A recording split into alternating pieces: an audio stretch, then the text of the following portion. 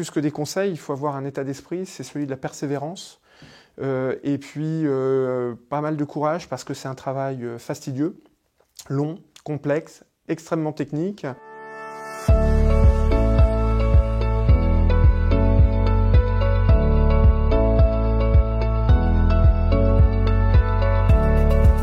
Historiquement, cette école, ce groupe scolaire, a été construit en 1950. Ce qui fait qu'évidemment, les normes de construction de l'époque et nos exigences environnementales aujourd'hui ne sont pas du tout en conformité. Dans un premier temps, c'est déjà d'offrir à nos élèves des conditions de travail optimales.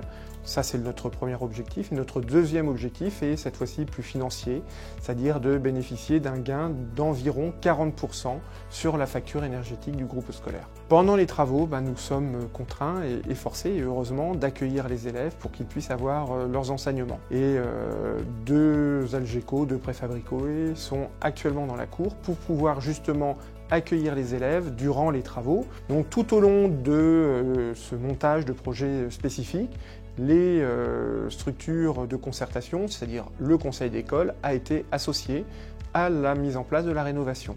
Ça, c'est la vision externe. Quant à la vision interne, cette fois-ci, ce sont les commissions municipales qui se sont réunies et ça nous a permis évidemment de pouvoir aboutir au projet qui est celui qui est en cours actuellement.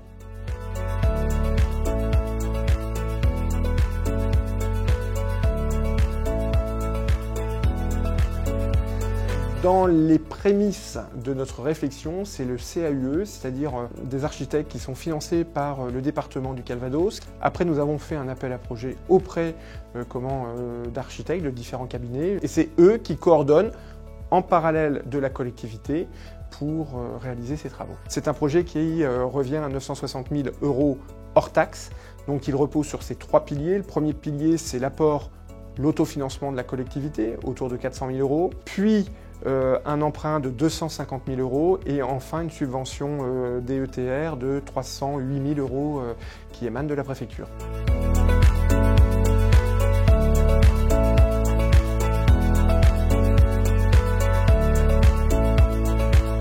On a donc réalisé avec la Banque des territoires un audit énergétique. Là, on essaye d'apporter une meilleure enveloppe au bâtiment.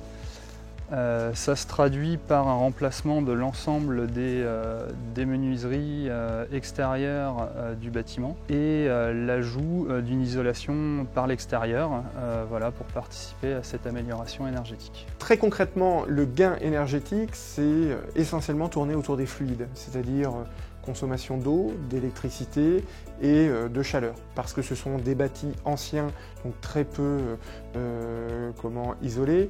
Toutes les huisseries vont être remises aux normes de façon à ce qu'elles puissent être un vrai frein aux déperditions énergétiques, et puis tout ce qui est luminaire de façon à pouvoir gagner des coûts sur la facture électrique.